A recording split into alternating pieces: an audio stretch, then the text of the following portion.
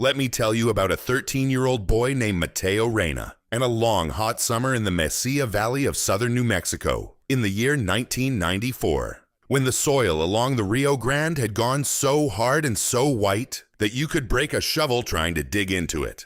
Most folks in those parts had been farming chili and cotton for 3 or 4 generations. They believed they knew that ground better than they knew their own hands. And maybe, once upon a time, they did. But that summer, a quiet boy who hadn't yet grown into his grandfather's straw hat was about to show them they had forgotten more than they ever knew. The Mesilla Valley runs south from Las Cruces almost to the Texas line, a flat green ribbon of farmland pressed between 2 long brown stretches of desert. The Rio Grande cuts down through the middle of it, and the water from that river feeds an old system of irrigation ditches the Spanish called acequias. Those ditches are older than the United States.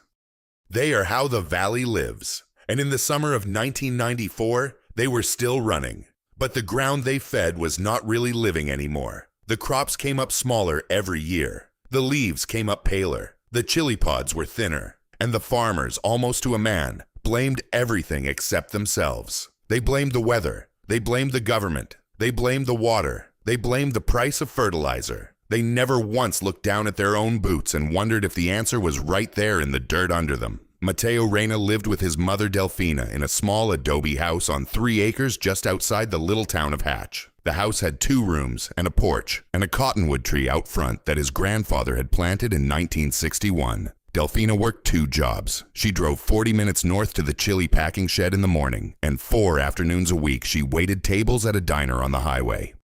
She came home tired, and most nights she fell asleep on the couch with her shoes still on. Mateo's father had left when the boy was 6 years old, and they did not speak of him much. There was no picture of him in the house. There was only Delfina and Mateo, and the memory of an old man who had died 2 years before. The boy himself was small for his age, short and lean, brown skin from the New Mexico sun, deep brown eyes, hair that he cut himself with a pair of kitchen scissors. He had skipped 2 grades in school, but he hardly ever spoke in class. He carried a leather-bound notebook with him almost everywhere he went, and on his head, no matter the weather, he wore his late grandfather's old straw cowboy hat. The hat was at least 2 sizes too big. It came down to his ears and rested on the tops of his cheekbones. The other boys at school laughed at it. They called him El Sombrerito, the little hat. Mateo did not seem to notice.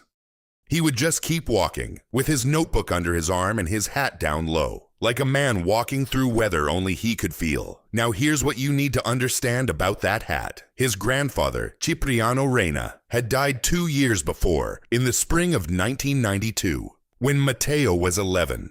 Cipriano had been a small farmer all his life, but before he came north across the border in 1952, he had spent 4 years studying agricultural science at a university in the Mexican state of Veracruz. He was not just a man who worked the land. He was a man who had read about it, written about it, thought about it for 50 years. And in the last 3 years of his life, he had taken his grandson by the hand every single afternoon and taught him everything he knew. When Cipriano died, he left Mateo his hat, his leather notebook, and a small wooden box of agricultural books in Spanish. The boy slept with the notebook under his pillow for the first 6 months. That summer in 1994, the man who farmed the property next to the Reynas was a 58-year-old cotton man named Roy Tatum. Roy was loud and red-faced, with a belly that went over his belt buckle, and a habit of laughing at his own jokes before he finished telling them. He had just bought a new John Deere tractor on credit he could not really afford, and he was betting everything on one more good cotton season. Roy's son, Henry, 16 years old, was the kind of teenage boy who threw rocks at things just to see them move, and he had taken a particular dislike to the small, quiet boy in the oversized hat next door. Henry would lean on the fence between the 2 properties and say things meant to be heard. "Hey, little hat. Hey, little Mexican. Hey, where you going with that notebook? Gonna write a book." And then he would laugh, and his father would laugh from the porch, and Mateo would just keep walking with his hat down low. One Saturday morning in the middle of June, Roy was driving back from the feed store in Hatch when he slowed his pickup at the edge of the Reyna property and looked out across the irrigation ditch. There was the Reyna boy, kneeling at the edge of the water, pulling something out of a foam cooler. Roy squinted into the morning sun. He squinted again, and then he started to laugh, low at first, then louder, until he had to put the truck in park and lean on the steering wheel to keep from choking. He honked the horn 3 times. He rolled the window down and shouted across the ditch, "Boy, what in the name of God are you doing?" The boy did not look up. Roy laughed again, shook his head, put the truck in gear, and drove home to tell his wife and his son and every man at the feed store what he had just seen. The boy was putting fish into the irrigation ditch. Live fish.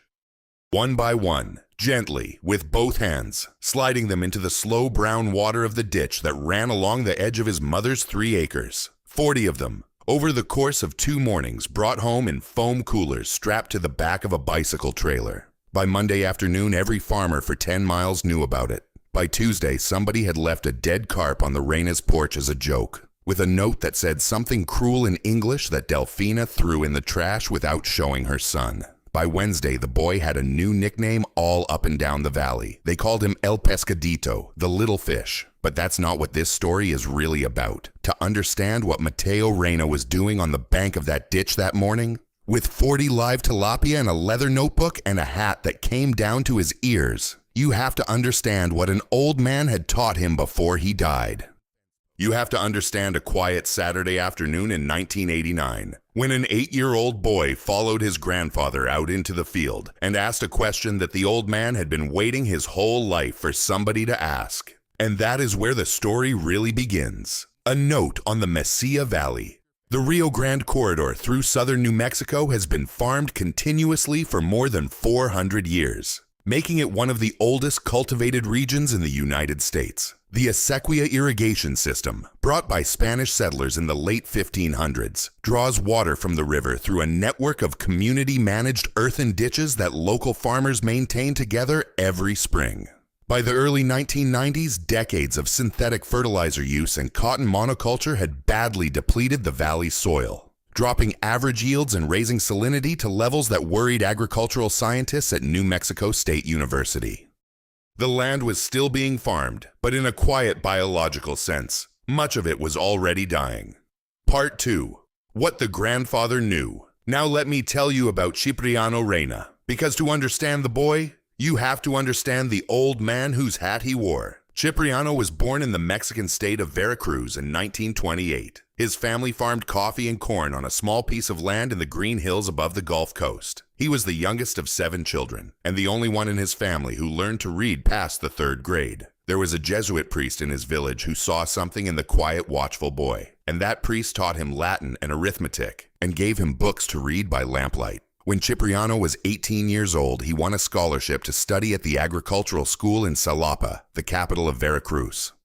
For 4 years, he studied soil chemistry, plant biology, and the old farming methods of central and southern Mexico that went back to the time before the Spanish came. He kept every notebook from every class. When he died 46 years later, those notebooks were still on a shelf in his bedroom, the pages soft and brown at the edges. It was in those 4 years that Cipriano learned the thing that would, almost half a century later, change the life of his American grandson. He learned that in many parts of the world, in the rice paddies of southern China, in the chinampas of central Mexico, in the floodplains of Veracruz itself, farmers had been raising fish and crops together in the same water for thousands of years. The fish ate the insects and the algae. The fish produced waste that was rich in nitrogen and phosphorus. When the water flowed from the fish ponds into the fields, it carried that living nutrition with it. The soil stayed dark and crumbly and alive.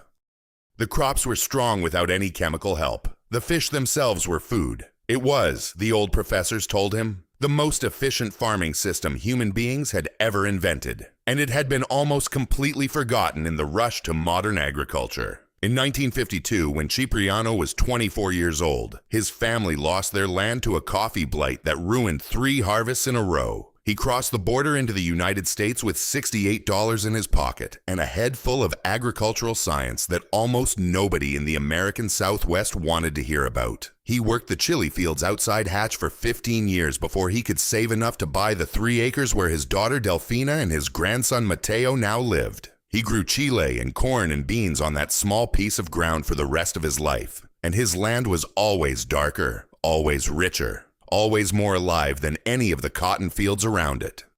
The Anglo farmers said it was luck. They said it was the river bend. They said it was the angle of the sun. They never once asked him what he was doing differently. He would have told them if they had asked, but they never did. Cipriano did not mind, or at least he stopped minding after a while. He had tried in his first years in the valley to explain to the other farmers what he had learned. He had drawn diagrams on napkins at the diner. He had pointed at his dark soil and at their pale dirt. They had nodded politely and then talked about the football game. After a while, he had stopped trying. But when his grandson started following him around the property at the age of 8, asking why the soil here was so soft and dark, and the soil over there at the Tatum place was so hard and white, Cipriano sat the boy down on the porch step and began to teach him from the very beginning. He taught him that the soil is not dirt.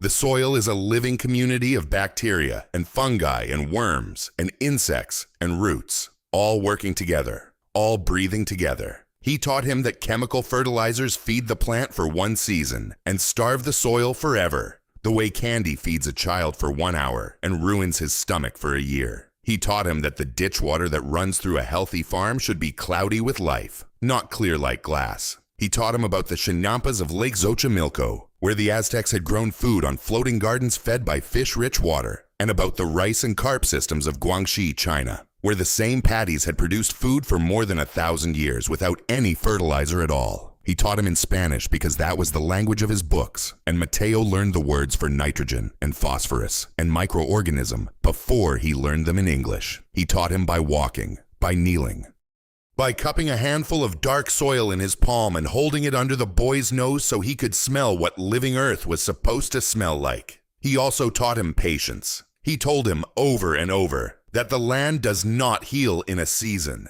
The land heals in years. The land heals in decades. The land heals only if you stop hurting it first and then give it time and the right neighbors. Plants are neighbors. Animals are neighbors. Worms are neighbors. Fish are neighbors. The soil knows them all by their work. And here's the part that matters. Cipriano died on a cold March morning in 1992 of a heart attack in his sleep. He was 64 years old. Mateo was 11. The boy came into his grandfather's bedroom that morning to bring him coffee, and he found the old man with his glasses still on and a book open on his chest. Mateo did not cry.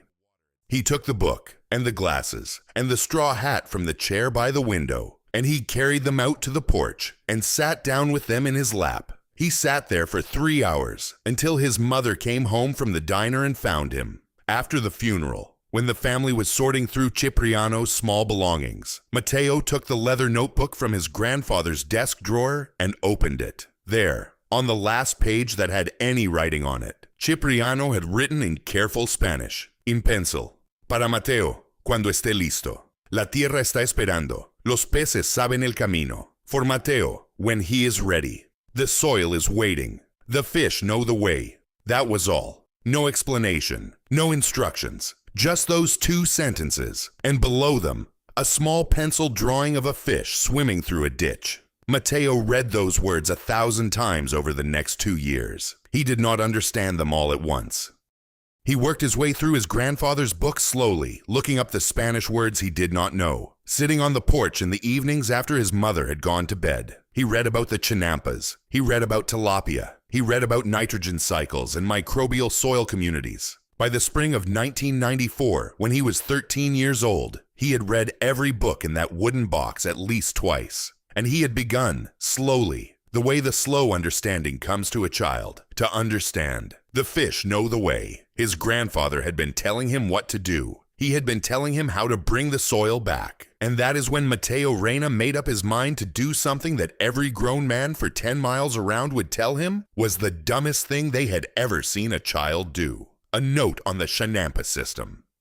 The agricultural method that Cipriano Reyna studied in Veracruz traces its origins to the Aztec civilization of the Valley of Mexico, where farmers built rectangular plots of fertile mud and vegetation in the shallow lakes around what is now Mexico City. These chinampas, sometimes called floating gardens, used fish, ducks, and decomposing plant matter to maintain extraordinary fertility, producing up to 7 crops a year without any external fertilizer. Similar integrated fish and crop systems developed independently in southern China, Indonesia, and parts of West Africa, suggesting that small farmers across many cultures discovered the same biological truth about water, waste, and living soil.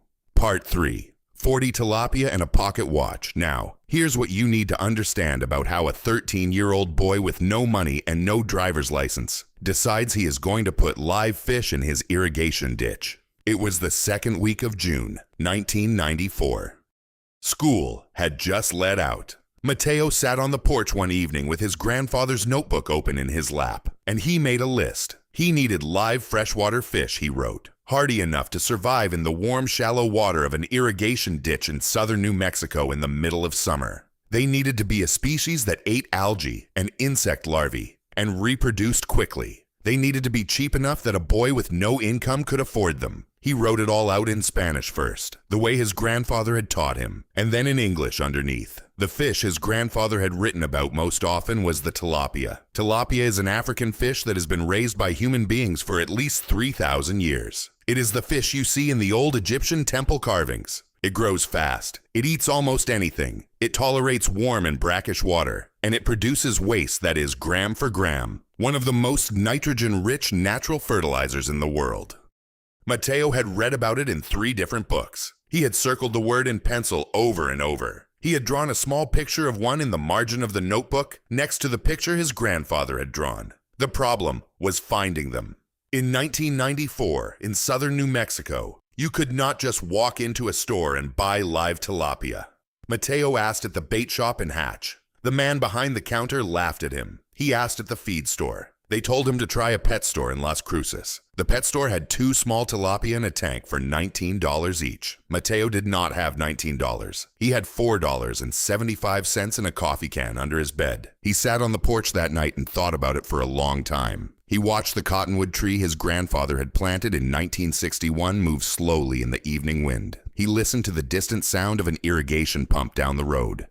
And then he went into his bedroom, and he opened the cigar box on his dresser, and he took out his grandfather's pocket watch. The watch was a silver Hamilton from 1946. Cipriano had been given it as a graduation gift by the Jesuit priest who had taught him as a boy. It was the only object of real value the old man had ever owned. Mateo had carried it in his pocket every day for 2 years. He held it in his palm for a long minute, and he listened to it tick. Then he wrapped it carefully in a piece of cloth and put it in his backpack. The next morning, he rode his bicycle 32 miles south to the town of Anthony on the New Mexico-Texas state line. He left before sunrise. He had told his mother he was going fishing with a friend, which was the only lie he had ever told her in his life.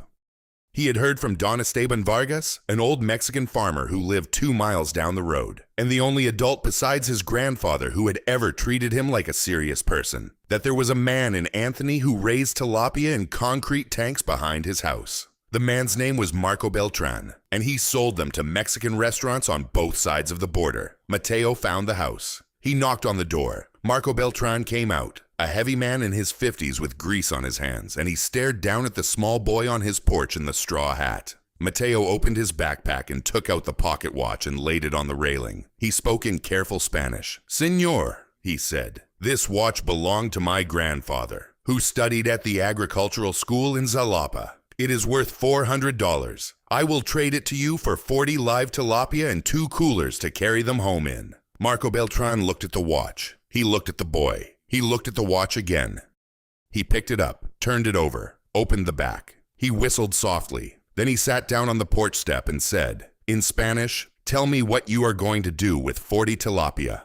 Mateo told him. He told him about his grandfather and the soil in the valley and the books about the chinampas and the ditch behind his mother's house. He talked for 10 minutes without stopping. He used the Spanish words for microorganism and nitrogen and chinampa. And he showed Marco Beltran the pencil drawing on the last page of the leather notebook. When he was done, Marco Beltran was quiet for a long time. He looked out at the highway. He looked back at the boy. Then he stood up and said, "Boy, I will give you 40 fish. Keep the watch. Your grandfather earned that watch. You will earn the fish. But you come back here in October and you tell me what happened. You understand me?" Mateo nodded. He put the watch back in his pocket. It took 2 trips.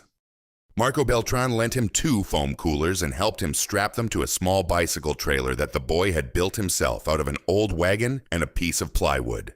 20 fish in each cooler, with battery-powered air pumps that Marco threw in for free. The first trip home was 32 miles in the June heat. Mateo stopped at every shaded spot along the highway to check on the fish. He arrived back at the property at 4 in the afternoon, sunburned and exhausted, and he carried the first cooler down to the ditch behind the house. He knelt at the edge of the water. He took the fish out one at a time, with both hands, and he slid them gently into the slow brown current of the acequia. He counted them as he went. 1, 2, 3, 4, 19, 20. Then he turned around and rode the 32 miles back to Anthony for the second load. The second trip he did the next morning.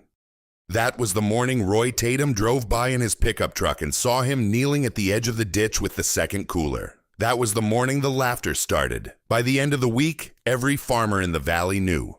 The dead carp showed up on the porch on Tuesday. Henry Tatum started throwing rocks at the ditch from the fence line on Wednesday. Roy Tatum stood at the feed store counter on Thursday and told the story to anyone who would listen, gesturing with his hands, laughing until his face was red. "The boy is putting fish in the ditch," he said. "I swear to God, fish in the ditch." Don Esteban Vargas came by the Reyna property on Friday evening, alone, on foot, the way he always walked. He stood at the edge of the ditch with Mateo for a long time. He did not say anything for several minutes. Then he took off his own hat, an old felt hat as worn as Cipriano's straw one, and he said, in Spanish, "Your grandfather would be proud of you, hijo. Just keep working. Do not listen to them. The land does not care what they say." Mateo nodded. He did not trust himself to speak. Don Esteban patted him once on the shoulder and walked back down the road in the dusk. That night, Mateo opened his grandfather's leather notebook and began for the first time to write his own entries in it. Day 1, he wrote in careful Spanish. 40 tilapia released. Water temperature 78 degrees. Ditch flow slow. The fish are alive. A note on tilapia in aquaculture. Tilapia are one of the most important food fish in human history. They were farmed in ancient Egypt at least 4,000 years ago. An Egyptian tomb painting show workers raising them in earthen ponds. They tolerate warm water, low oxygen levels, and a wide range of salinities, which makes them unusually well suited for irrigation ditch systems in arid climates. By the late 20th century, tilapia had become the second most farmed fish in the world, and small-scale farmers in Latin America, Africa, and Southeast Asia were increasingly raising them in combination with crops, a practice now known by the modern name of aquaponics. Part 4. 10 weeks of quiet work. And this is the part where most people would expect something to happen quickly. A miracle in a week. A green explosion in a month. But that is not how the land works. The land works in its own time. And a 13-year-old boy with 40 fish in a ditch had to learn the hardest lesson of all, which is the lesson of waiting. For the next 10 weeks, Mateo Reyna worked. He worked the way his grandfather had taught him to work, which is to say quietly, methodically, and without expectation of praise. He set his alarm clock for 4:30 every morning. He would get up in the dark, pull on his jeans and his boots and his grandfather's hat, and walk out to the ditch with a flashlight and the leather notebook. He would kneel at the edge of the water and watch the surface for a long time. He would count the small ripples where the tilapia were feeding on insects in the half-light. He would check the temperature with an old mercury thermometer his grandfather had used for 30 years. He would write everything down. Water temperature, number of visible fish, color of the water, smell of the water, anything floating on the surface, anything growing on the banks. After that, he would go up to the house and start his other work. He had decided that the fish alone were not enough. His grandfather's books were clear about that. The fish put nitrogen into the water, but the soil also needed organic matter, the broken down remains of plants and food, what the old books called compost. So Mateo began a compost pile at the corner of the property. He saved every potato peel, every coffee ground, every eggshell, every wilted lettuce leaf from his mother's kitchen. He went around to Don Esteban Vargas's house and collected his kitchen scraps too. He buried fish scraps that Marco Beltran sent home with him on his October check-in trip. He turned the pile with a pitchfork every 3 days. He layered it with dry leaves from the cottonwood tree and dry grass from the ditch banks. The pile grew slowly into a long, dark mound that smelled after a few weeks, not like garbage but like rich forest floor. He also planted a small test row, just one row, about 30 feet long, at the edge of his mother's property, right next to the ditch where the tilapia were now living. He planted chilies, the long green New Mexico chilies his grandfather had loved, and beans, the small black beans his grandmother used to cook on Sundays before she died.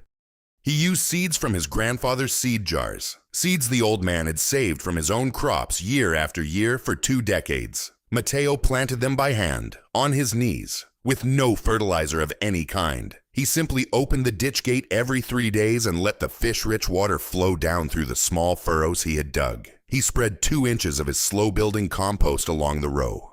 And then he waited. Roy Tatum, on the other side of the property line, was doing something completely different. Roy had ordered 8 tons of synthetic fertilizer in May. He had sprayed his cotton fields with the new herbicide he had heard about at the feed store. He had run his new John Deere tractor up and down those fields like a man trying to outrun something. He stopped by the fence sometimes to watch the boy on his knees in the dirt next door, and he would shake his head and chuckle and say something to his son Henry. "Look at him," Roy would say, "on his knees in the dirt like a peasant.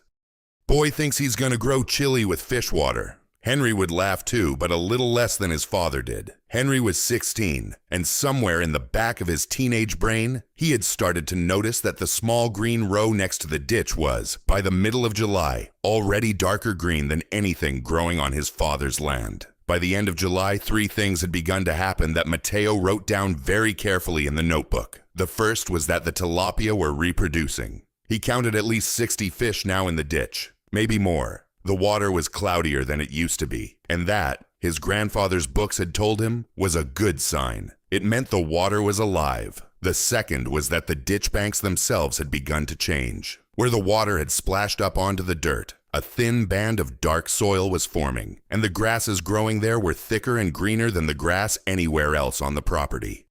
The third was that his small test row of chilies and beans was growing faster than anything he had ever planted before. The leaves were dark green and broad. The stems were thick. He measured them every Sunday morning and wrote the numbers down. The chili plants were now 16 inches tall and putting out their first small white flowers. But here's what you have to understand. To anyone driving by on the road, nothing looked different. A boy on his knees by an irrigation ditch, a small row of plants, a cottonwood tree, a patched adobe house. The cotton fields all around stretched out endless and white-green, and the boy's 3 acres looked like the smallest, poorest, most pitiful piece of land in the whole valley. The laughter did not stop. If anything, the laughter got worse, because now everyone had had a chance to see how much work the boy was putting in, and how little, from the road, seemed to be coming out of it. Henry Tatum started a new joke at school. He would walk past Mateo in the hallway and make fish mouth motions and whisper, "Blub blub, el pescadito." The other boys would laugh. Mateo did not stop. He did not stop because his grandfather's notebook, on the page he turned to every single morning before he went outside, said the land heals in years, not in seasons. And he had only been at it for 2 months. He had not even seen the soil itself yet. He had only seen the plants. The real test, his grandfather had taught him, was not in the leaves but in the ground itself. So one evening in early August, after his mother had gone to bed, Mateo took a small hand trowel and walked out to the test row in the moonlight. He knelt down at the edge of his row, dug carefully into the soil between 2 chile plants, and lifted up a small handful of earth. He held it under the porch light. He stared at it for a long time.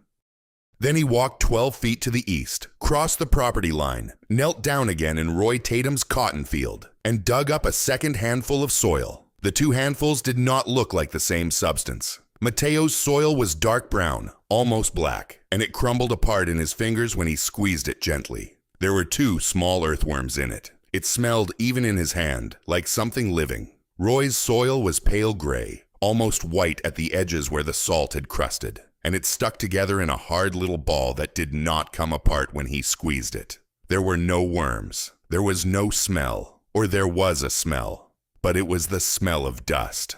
Mateo carried the 2 handfuls back to the porch and laid them side by side on a piece of white paper. He stared at them for a long time under the porch light. Then he picked up his grandfather's notebook and wrote, in Spanish, slowly and carefully, "The soil is coming back. The fish know the way."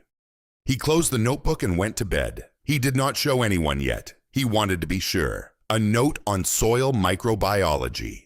The difference between living and dead agricultural soil comes down to invisible life. A single tablespoon of healthy farm soil contains more living microorganisms than there are human beings on Earth. These bacteria, fungi, and protozoa break down organic matter, fix nitrogen from the air, build soil structure, and feed plant roots through a complex web of relationships that scientists are still trying to fully understand. Decades of chemical fertilizer and pesticide use can reduce these microbial populations by more than 90%, leaving soil that looks like dirt, but is, biologically speaking, almost dead. Restoring such soil through organic matter and biological activity is slow work, but it is one of the most studied and verified processes in modern agronomy. Part 5. The Day Roy Tatum Stopped Laughing. Now I'm going to tell you about a Saturday morning in the third week of October, 1994, when the laughter in the Mesilla Valley finally stopped. The summer had ended.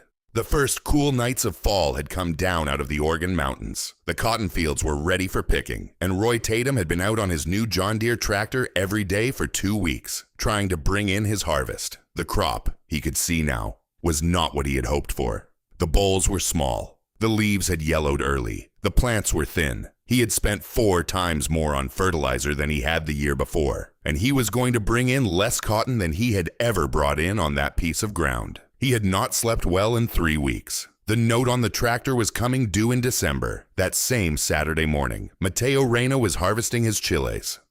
He had picked 1 bushel and was halfway through the second when he heard a car door slam out on the road. He looked up. A small white sedan with a New Mexico State University seal on the door had pulled up at the edge of the property. A woman in her 40s got out, blonde hair tied back, khaki pants, a clipboard under her arm. She walked across the dirt with the careful step of somebody who was not from the country. Mateo stood up slowly. He was holding a long red chili pod in one hand. The woman introduced herself. Her name was Dr. Karen Halpern. She was a soil scientist at New Mexico State. She had been driving up from Las Cruces the week before, and she had noticed something strange about the small piece of farmland here along the road. The plants on one side of the property line, she said, were a completely different color from the plants on the other side. She had stopped twice that week, and she had finally decided to come up and ask, was she at the right place?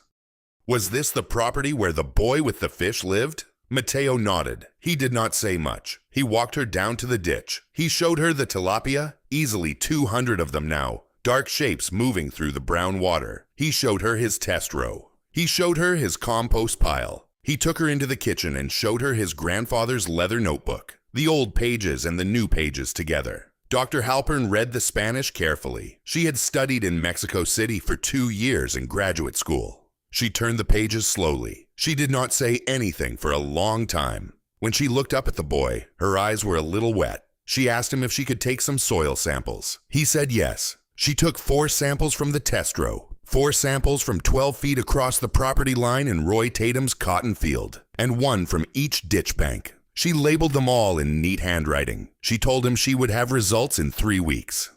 She left her card on the kitchen table. She drove away in the white sedan. Roy Tatum had watched the whole visit from his porch. He had watched the woman with the clipboard get out of the car. He had watched her walk into the boy's property. He had watched her come back almost an hour later. He sat on his porch for a long time after the white sedan drove away. Henry came out and asked him what was wrong. Roy did not answer. 3 weeks later, on a Tuesday evening in the second week of November, Dr. Halpern called the Reyna house from a phone in her office at New Mexico State. Delphina answered. The woman asked to speak to Mateo. Delphina handed the phone to her son with a strange expression. Mateo took the phone. He listened for a long time. He did not say much. He said yes, ma'am, 3 times, and thank you, ma'am, once. Then he hung up the phone. He stood in the kitchen looking at the floor for a minute. Then he went outside and sat on the porch step and did not move for an hour. The numbers Dr. Halpern had given him were these. The microbial count in Mateo's soil was almost 5 times higher than in Roy Tatum's soil 12 feet away. The organic matter content was 3.8% in Mateo's row and 0.7% in Roy's field. The nitrogen levels were 3 times higher. The earthworm count, on visual inspection, was 22 worms per square foot in Mateo's plot and 1 worm per square foot in Roy's. The salinity level in Mateo's plot had dropped almost 40% from the average of the surrounding fields. In 10 weeks, on 3 acres, a 13-year-old boy with no equipment except a bicycle trailer and a leather notebook and 40 fish had measurably reversed the damage of 40 years of chemical farming. The news did not stay quiet long. Dr. Halpern had told her colleagues. Her colleagues had told the Extension Office. The Extension Office had told a reporter from the Las Cruces Sun News.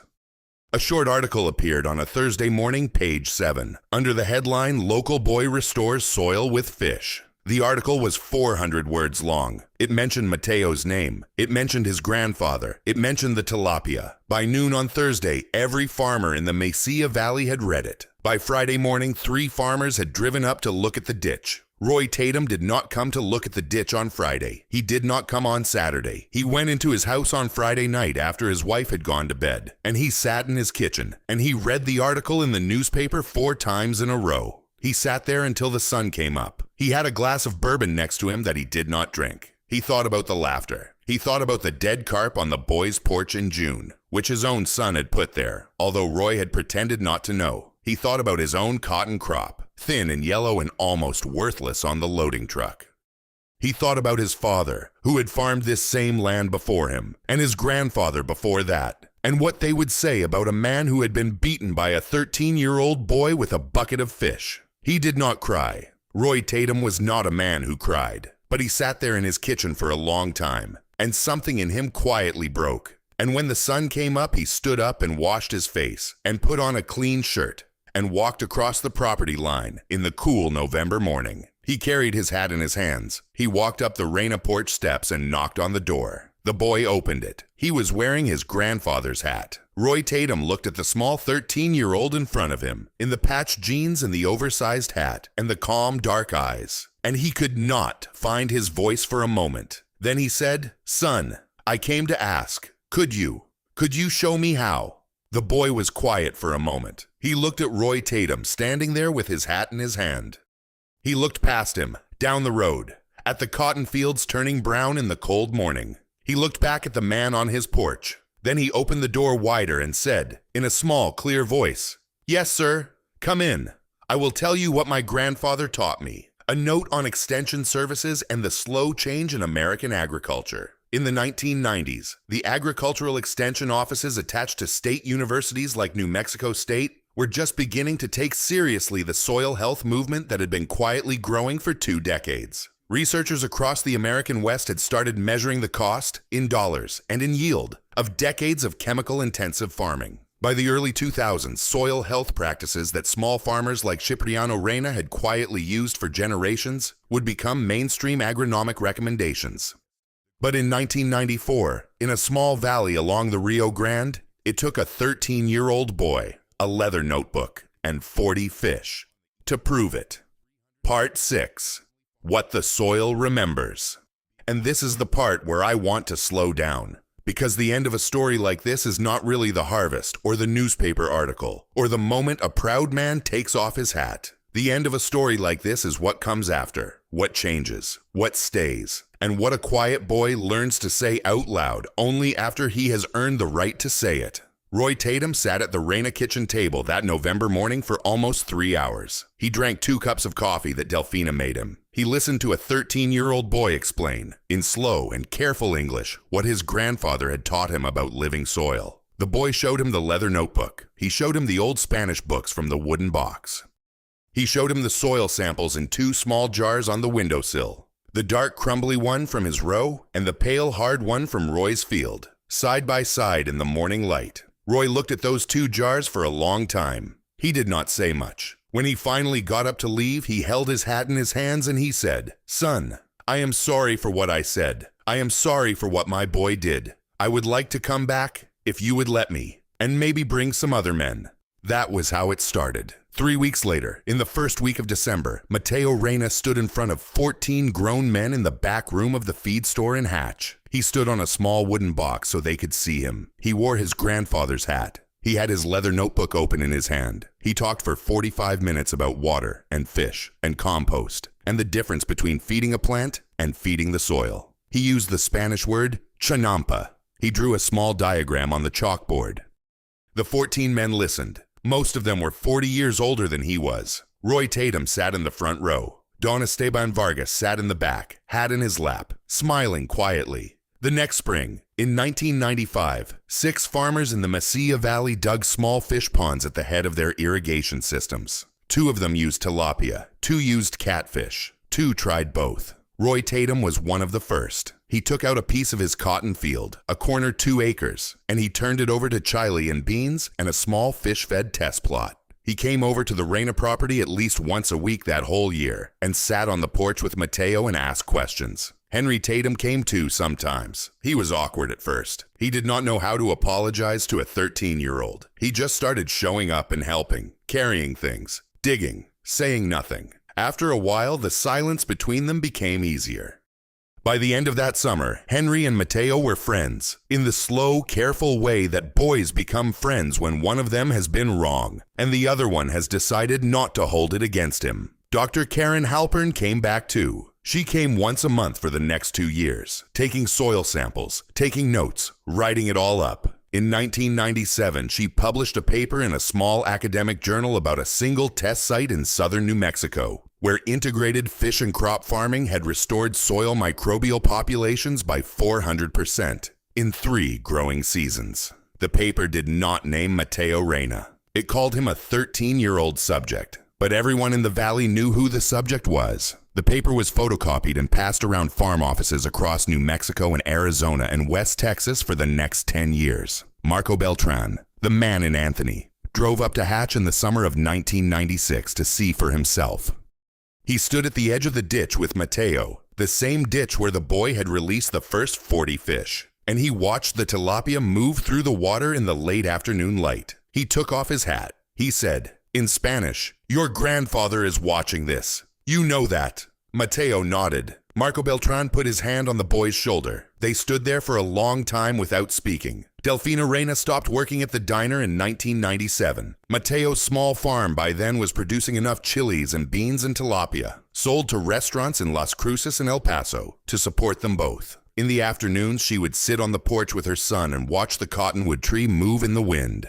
Sometimes she would cry quietly, thinking of her father. Mateo would just sit there with her. He grew. By the time he was 16, he was as tall as Roy Tatum and twice as quiet. He still wore his grandfather's straw hat, but now it fit him. He went to college on a full scholarship at New Mexico State, where Dr. Karen Halpern had become a friend of the family. He studied soil science. He came home every weekend to work the land. In the late spring of 2004, 10 years after the Summer of the Fish, the Agricultural Extension Office at New Mexico State invited Mateo Reyna, now 23 years old, to give a talk at their annual Soil Health Conference. He stood at a podium in front of 200 farmers, scientists, and students. He wore his grandfather's hat. He had the leather notebook with him on the podium. He talked for 30 minutes about what had happened on 3 acres outside Hatch when a boy listened to a dead man and put 40 fish in a ditch. At the end of his talk, somebody asked him what the most important thing was that he had learned in those 10 years. The room got quiet. Mateo looked down at the leather notebook in his hands. Then he looked up at the audience, and he said, in a voice that everyone could hear, "My grandfather used to say, the ground is not dirt. The ground is alive. When you treat it like a thing, it dies. When you treat it like a neighbor, it feeds you." He paused. He took a small breath. He looked at the back of the room, where Roy Tatum, now 68 years old and retired from cotton, was sitting in a chair near the door with his hat in his lap, listening. "The fish," Mateo said. "The fish were not the answer. The fish were the question. The fish were how my grandfather asked me whether I was paying attention." He nodded once at Roy. Roy nodded back. The room was quiet. Then everyone stood up at once and clapped, and they kept clapping for a long time. And Mateo Reyna stood at the podium with his grandfather's hat in his hands and looked down at the floor, the way he always had when he was a boy of 13 and did not know what to do with the attention. That night he drove home to Hatch in his small pickup truck. He came up the dirt road past the Tatum property, past the cottonwood tree his grandfather had planted in 1961, and he parked in front of the small adobe house. His mother was already asleep. He walked through the kitchen and stopped at the window above the sink. There on the windowsill, just where he had put it 10 years before, sat the small glass jar of dark soil. Beside it lay the leather notebook, now twice as thick as it had been when his grandfather died, full of careful handwriting in 2 languages. He picked up the notebook. He looked through the kitchen window out at the ditch behind the house. The moon was high, and in the slow brown water of the acequia, in the same place he had released the first 40 tilapia 10 years before. A single silver flash turned in the moonlight and was gone. He smiled, just a little, alone in the dark kitchen. He set the notebook back on the windowsill, next to the jar of living earth. Then he went to bed. A note on what soil remembers. Healthy soil holds a memory of every living thing that has ever grown in it, broken down in it, or moved through it. The carbon in a single handful of farmland soil contains traces of plants that died there hundreds of years ago, and the microorganisms in that handful carry forward, generation by generation, the genetic conversation between root and bacteria that began when the first land plants appeared on Earth almost 500 million years ago. When we farm well, we add to that memory. When we farm badly, we erase it. The work of bringing damaged soil back to life is slow, and most of it happens out of sight. But it always begins, as it began for a 13-year-old boy in the Mesilla Valley in the summer of 1994, with the simple decision to treat the ground as something alive.